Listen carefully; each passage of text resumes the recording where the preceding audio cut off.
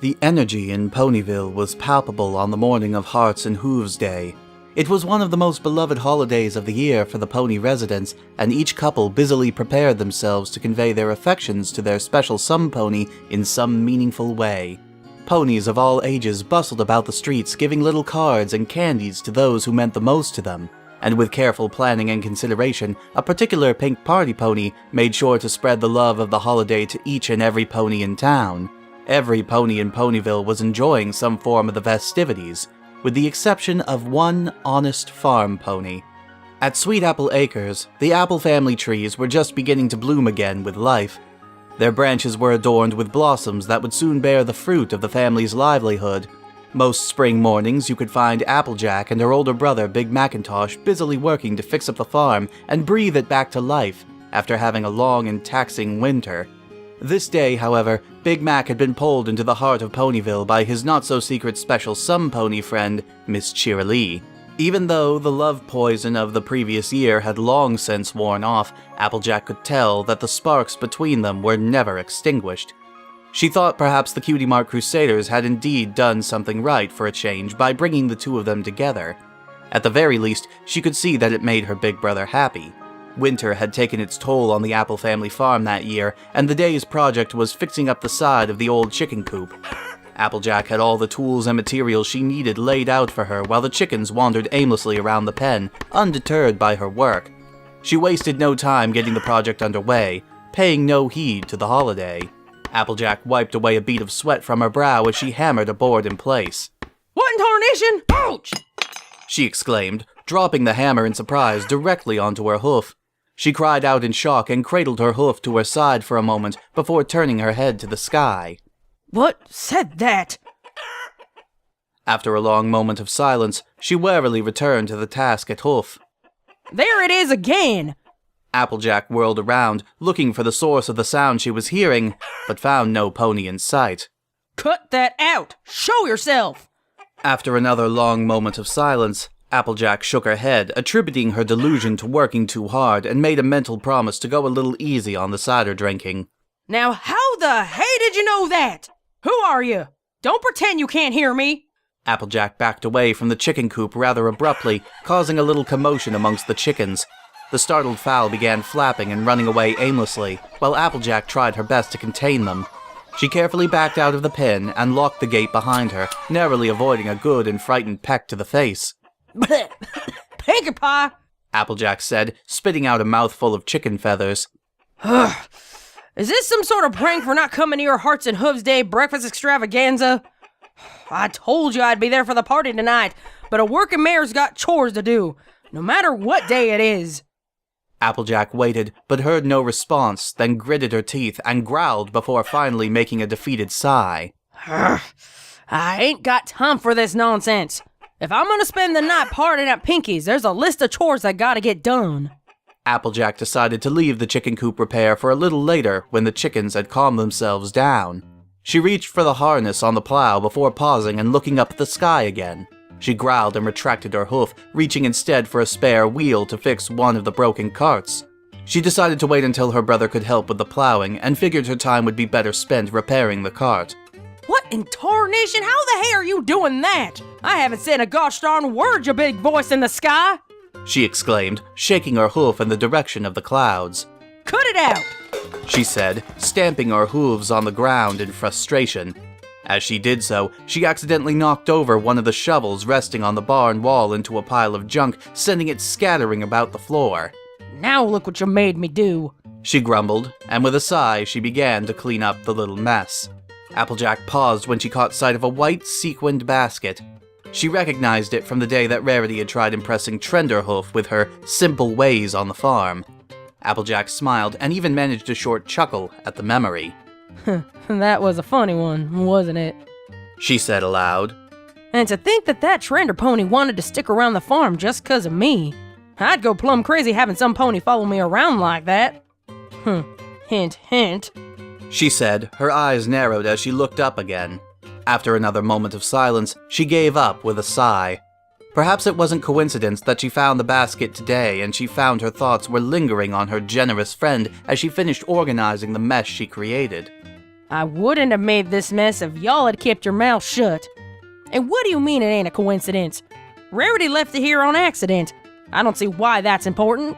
It ain't like she asked for it back. Still, the thought of visiting her friend was nagging at the back of her head and making her antsier by the minute. Applejack began to wonder what she would be doing for Hearts and Hooves Day. She knew Rarity had had plentiful crushes in the past, including Prince Blueblood, Fancy Pants, and of course Trenderhoof. She wondered which new stallion had stolen her attention this year. Probably another one of them high society types. She's always been into that sort of thing. Applejack couldn't deny the feeling of jealousy when she thought of all the colts that could potentially snag Rarity's attention. Whoa there. Jealous? Why would I be jealous? Applejack had always admired Rarity for her elegance and generous spirit. It was rare indeed to find a pony with such refined tastes who could act so giving to those around her.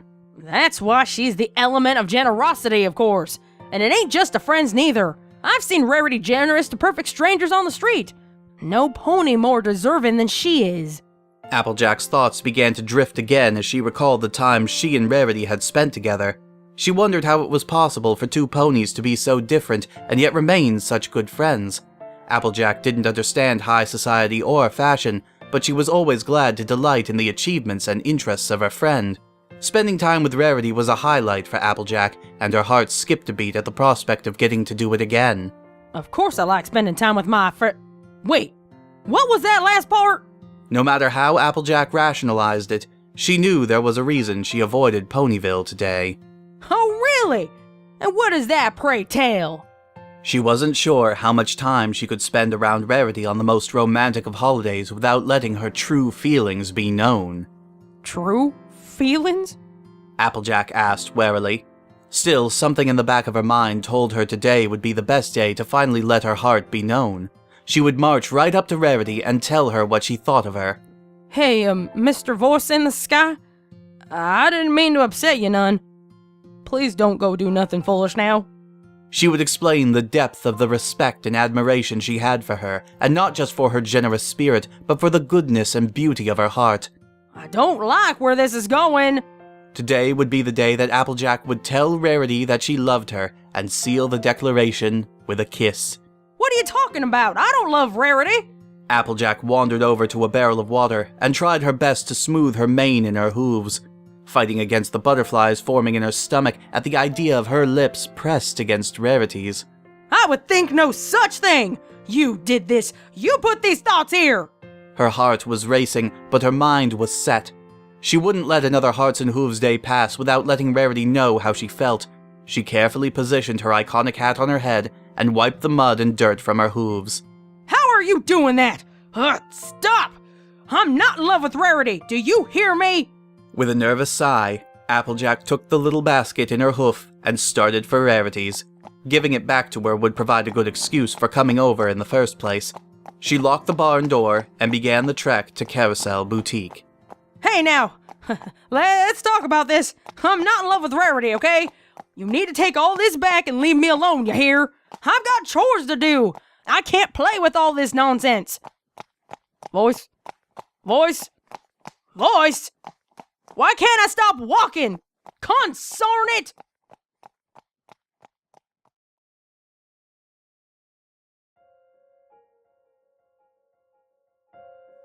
Rarity let out a quiet sigh as another pony couple exited her boutique.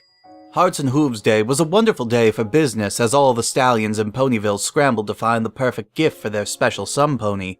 Rarity offered an assortment of fine designs that were sure to bring a smile to any pony's face, each of them themed by the holiday in reds, whites, and pinks. Still, there was a part of her saddened by each sale as she got to witness the happiness that she herself didn't possess. For years now, it seemed that Rarity had always sought after the prize she could never obtain. Somehow, there was always something to block her heart from finding that certain sun pony who would return her affection.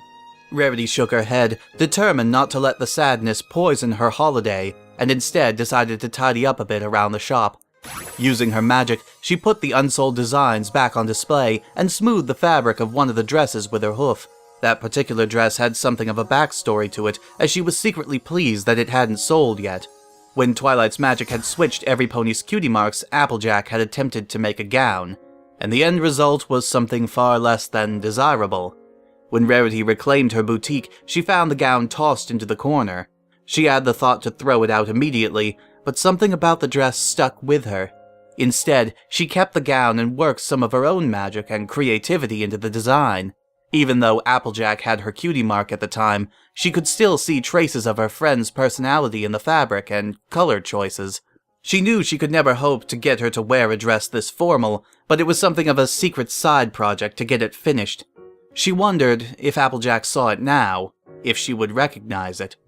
Rarity had noticed the increasing amount of thought she gave to Applejack lately, and wondered if it was the hype of the holiday that had gotten into her. She never would have guessed that a farm pony like her could have caused her so much admiration and respect. Though it was true that the pair of them had somewhat of a checkered past, she knew she could count on Applejack to be there for her when she needed her the most. In fact, it was the thought of Applejack that kept her from being completely miserable for Hearts and Hooves Day, and as strange as it seemed, these thoughts were starting to turn into something else. It had taken Rarity years to accept farm living, but now that she understood it and the genuine nature of Applejack, she found she was drawn to it. Living only to please high society ponies was a rather exhausting thought. She knew that she could be herself around Applejack and feel as though she was the most cultured pony without having to prove it. Rarity was startled by the ringing of her shop bell and quickly dropped the gown from her hooves, fighting a blush that would reveal too much about that particular train of thought. When she saw Applejack, however, her eyes lit up and a delightful cheeriness returned to her voice. Applejack? I didn't expect to see you until tonight. Applejack was out of breath. She put a hoof to her chest and rolled her eyes up to the ceiling with a little grumble. Rarity furrowed her brow and looked up to see what she could have been looking at. Rarity, don't you hear it? Applejack exclaimed, growling again at what appeared to be nothing. I don't understand, Applejack. Are you alright? You look a little flustered. Well, that's one way of putting it. Applejack muttered, heaving a sigh. Look, Rarity, I don't know how to explain it, but something real strange is going on today, and One moment, darling. I hear the kettle calling. Back in a moment. Be a dear and keep an eye on the shop for me, would you? Rarity sang as she trotted towards the kitchen. Applejack finally took a moment to catch her breath. She had been painstakingly walking to the boutique and making every hoofstep far more difficult than it needed to be. As she passed other shops and carts, she attempted to clasp onto them to no avail. Eventually, she would have to release her grip on them and walk closer to her destination. That's because you put some kind of hex on me, and I know it! Look, what'll it take to get you to leave me alone already? I have no intention of kissing any pony, let alone one of my best friends! Did you say something, Applejack? Rarity asked, returning with a silver tray and an assortment of goodies. Nothing. Applejack amended quickly before gratefully accepting a pastry. Rarity set down the little tray and poured herself and Applejack some tea before she noticed the little white basket still held in Applejack's hoof. Is that what I think it is? She said with a little laugh. This? Why, yes, it is. That's why I'm here. The only reason I'm here. I found this here basket in the barn and thought I'd drop it by. It completes that outfit of yours. Applejack said, narrowing her eyes at the ceiling. I would hardly call that an outfit, darling. More like a drastic disaster. I got rid of it ages ago. I didn't realize the basket was still in your barn. So sorry I'd come all this way. Rarity said, feeling a little dejected having learned the reason for Applejack's visit. Dejected? Applejack questioned aloud. Beg pardon? Rarity asked curiously before taking another sip of tea. Do you really not hear? Applejack started, then gave up with a little sigh. I'm always happy to come and visit a friend, even if there's chores to be done. Certainly not on a holiday. Even I'm beginning to wonder if I should close shop and join the festivities. That is, if I had some pony to go with. Rarity replied, hinting at how she wanted Applejack to respond. Wait, before we talk about that, I have a question. Applejack said, trying her best to ignore whatever it was that was bothering her. Have you been having strange thoughts lately? Strange thoughts? You know, strange thoughts about a certain pony that shouldn't seem all that natural. As if some pony was putting them there without you knowing it. I'm afraid I don't know what you mean, darling. Look, I get the feeling I should probably be heading out before something. I should probably get back to my chores. Thanks for the tea and cakes, though. They were mighty tasty. Applejack said with a nervous grin, eyeing the door longingly. Before she had a chance to leave, however, something caught her eye. It was the gown that Rarity had been toying with when she first entered the shop. She recognized it. I do. Did you say something, dear? Rarity said, trying to hide the disappointment in her voice. This here dress. Isn't this? Applejack trailed off, the pieces finally coming together in her mind. Why, yes. Yes, it is. It's the gown you had started when we had a little cutie mark mix-up. Rarity said, clearing away the tea. You kept it? Applejack asked, a little surprised. All it needed was a bit more designing and some adjustments. I think it turned out lovely, don't you? Applejack looked from Rarity to the gown and back again. Her heart picked up a little bit as the thought began to form that perhaps there was something more to what Rarity felt for her too. She was touched that her friend would take the time to mend the gown that she had butchered, and it only fueled the flame burning inside her. Would you cut that out? Applejack hissed under her breath. Yes, Rarity, it's lovely. I'm flattered you would even give it a second try. But like I said, I should... You know, Applejack, it's rather fortuitous that you're here. Rarity said suddenly.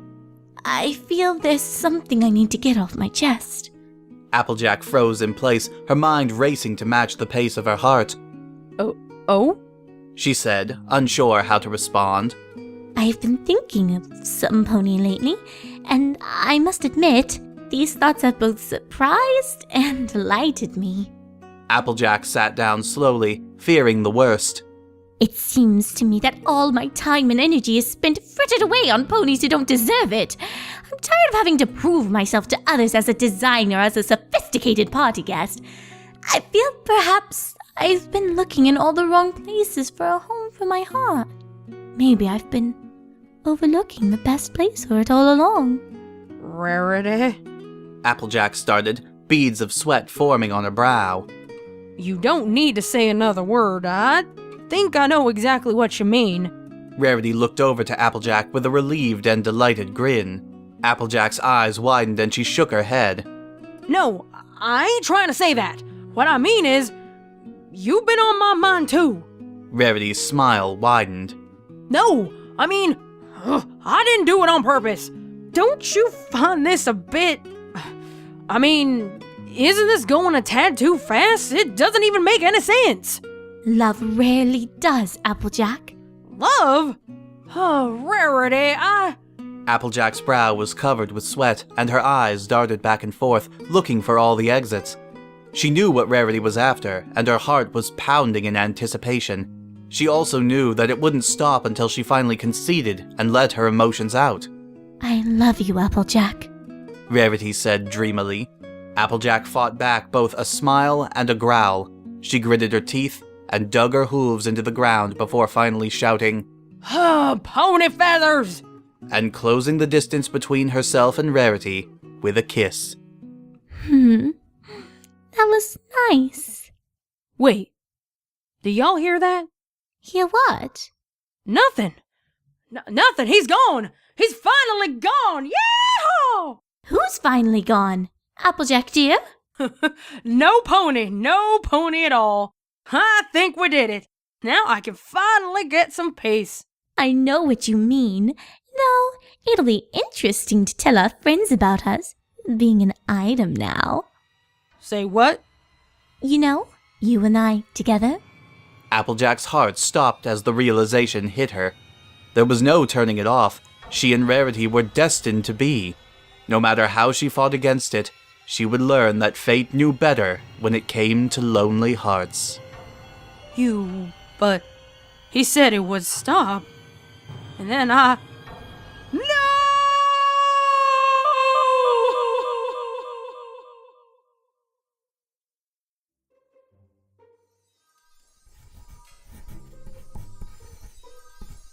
Twilight? Twilight, what are you doing up here? Spike asked the pony princess, who was busily writing away at a certain scroll with a smug little grin on her face. Oh, Spike, I didn't hear you coming. She said, rolling it up quickly and hiding it behind her back. Isn't that the enchanted scroll that Celestia gave you last week? Spike asked, raising his eyebrows suspiciously. Why, yes it is, Spike. Twilight said, making sure to put it out of reach before he could take a look at its contents. Well, aren't you going to come to Pinky's Hearts and Hooves Day party? Oh, of course. Let me just finish tidying up here and I'll be down to join you. Spike shrugged and hurried away to rejoin the fun. Twilight waited until he was completely out of sight before she brought the scroll back down and dipped her quill into the ink one last time to write the final passage. I love you too, Rarity, Applejack said, finally conceding to her fate.